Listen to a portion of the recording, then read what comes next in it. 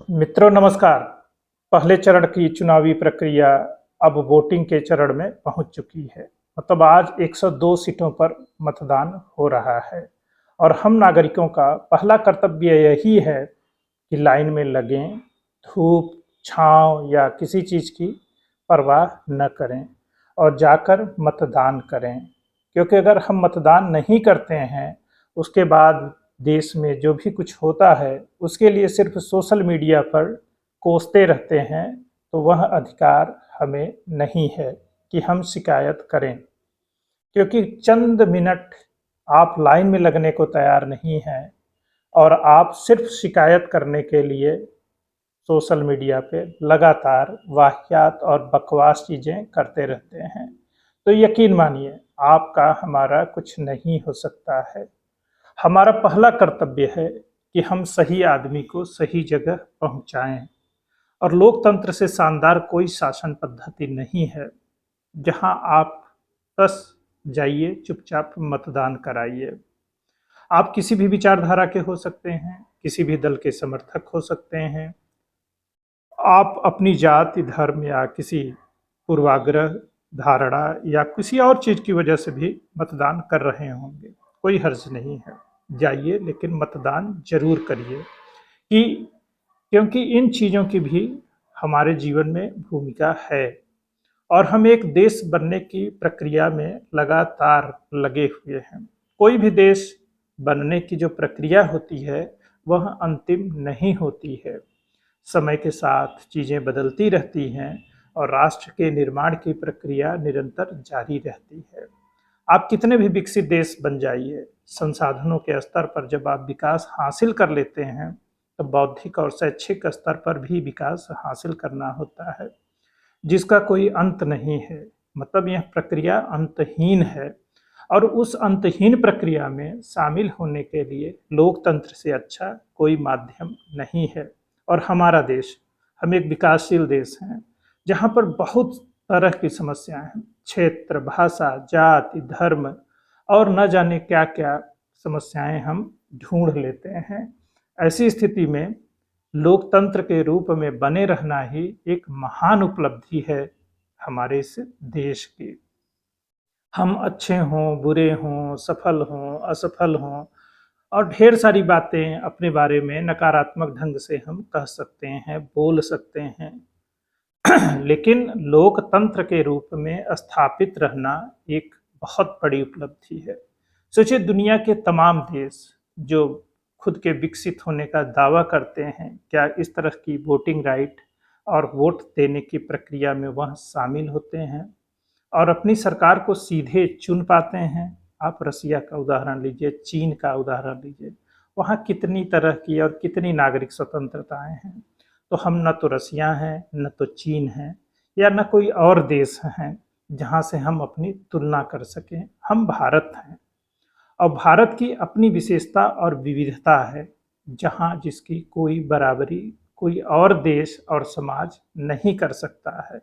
और यही विविधता हमारी पहचान है, जिसकी हम सबको इज्जत करनी है। तमाम राजनीतिक दल, संगठन अपने वोट को बनाए रखने के लिए बहुत सारी तरह के शगुफे और नारे समय समय पर देते रहते हैं और उनके राजनीतिक अस्तित्व के लिए वह नारे जरूरी भी हैं, पर हम हमेशा कुछ समय बाद उनसे आगे बढ़ जाते हैं, या यूं कहें इन समस्याओं और इन लोगों से भी हम पार पा लेते हैं। अभी वर्तमान सरकार को देखिए, जो 2014 से सत्ता में है, जो अब तक इससे पहले सरकारें थी, बिल्कुल उनसे अलग विचारधारा के स्तर पर, कार्यशैली के स्तर पर एक अलग मोमेंटम क्रिएट करने वाली सरकार है, जो अलग तरह की बात करती है। और बहुत सारे लोग जो पूर्व सरकारों में थे, जो दल थे, वो इनसे सहमत नहीं हैं। मानी हुई बात है, क्योंकि वह सत्ता से हट गए हैं। लेकिन इस सरकार को और उस सरकार को भी जनता ने ही चुना था। ऐसे में जनता ने जो वोट देकर चुना है और जनता की जो समझ है और जनता अपने लिए जिसे चाहती है उसके लिए यदि वोट किया है, तो उसका सम्मान किया जाना चाहिए। और जितने समय के लिए वह सरकार चलती है, अर्थात जनता ने चुना है, उसको बर्दाश्त करिए। क्योंकि लोकतंत्र में आप भी चुनकर आए थे, तो आपको विरोधी विचारधारा के लोग बर्दाश्त ही कर रहे थे, क्योंकि उनका भी उद्देश्य सत्ता में आना ही था। और आप जो विरोध की राजनीति कर रहे हैं और तमाम नैरेटिव गढ़ रहे हैं, इसमें भी आपका मकसद सत्ता पाना ही है।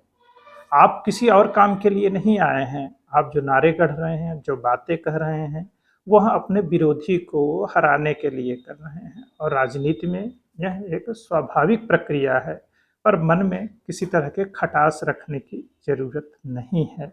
हर व्यक्ति, दल और संगठन का अपना एक समय होता है जब वह प्रासंगिक होता है, और कुछ समय बाद अगर वह समय के सापेक्ष खुद को परिवर्तित नहीं करता है तो वह असफल होता है और जनता के बीच कितना भी बड़ा व्यक्ति और दल हो, भुला दिया जाता है। तो बहुत सारे दल, संगठन और व्यक्ति आए जिन्हें जनता ने सर माथे पर लिया, फिर उन्हें भुला भी दिया, क्योंकि वह समय के साथ प्रासंगिक नहीं रह गए।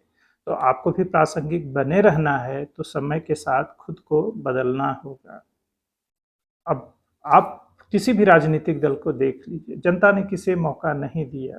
अब दिल्ली में आपको मौका दिया, क्योंकि जब अरविंद केजरीवाल अंधा आंदोलन में जिस तरह की बातें कर रहे थे, जनता उनसे कन्विंस थी, और उन्हें जितना बड़ा मौका दिया तो उन्हें काम करके दिखाना था।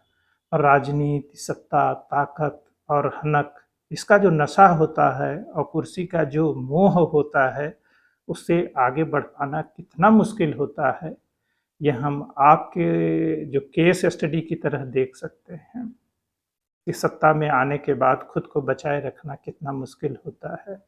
बड़ी बड़ी बातें कहना, ललित निबंध लिखना आसान काम है, लेकिन ताकत, शोहरत, पैसा को संभालना कोई आसान काम नहीं है। तो सत्ता जब आती है तो ये सारी चीज़ें एक साथ मिल जाती हैं। फिर स्वयं को संभालना यह बड़ी जिम्मेदारी है, जिसमें आपके अंदर अहम न हो और आप सबको सम्मान के साथ उचित जगह दे सकें। यह एक बड़े नेता का गुण होता है। फिलहाल आज पहले चरण का मतदान हो रहा है, और सभी लोगों को थोड़ी सी धूप में निकलिए और बढ़ चढ़कर मतदान कीजिए और अपनी मन माफिक सरकार चुन लीजिए।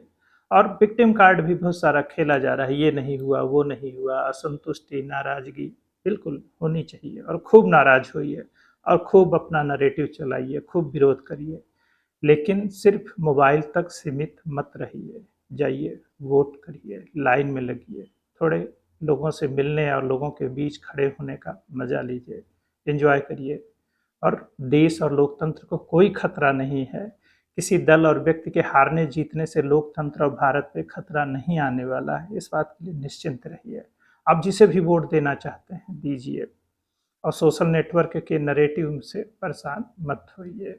कुछ पढ़िए, लिखिए, और देश बेहतर ही हो रहा है। पहले से हम कहीं बेहतर स्थिति में हैं, इस बात पर यकीन करिए। और अपने नकारात्मक भाव को अपने शरीर, दिमाग और आस पड़ोस पर हावी मत होने दीजिए। कुछ अच्छा कर सकते हैं तो करिए, बहुत बेहतर है, और नहीं तो सकारात्मक बने रहना भी बहुत बड़ी जीवन की उपलब्धि है। सकारात्मक बने रहिए। और मेरा यह ललित निबंध आपको पसंद आया हो तो मेरे भी चैनल को लाइक, सब्सक्राइब करिए, शेयर करिए, और आर्थिक मदद भी कर सकते हैं, डिस्क्रिप्शन में डिटेल है। तो इसी के साथ अभी की बात को ख़त्म करते हैं, विराम देते हैं। जय हिंद, जय भारत, वंदे मातरम।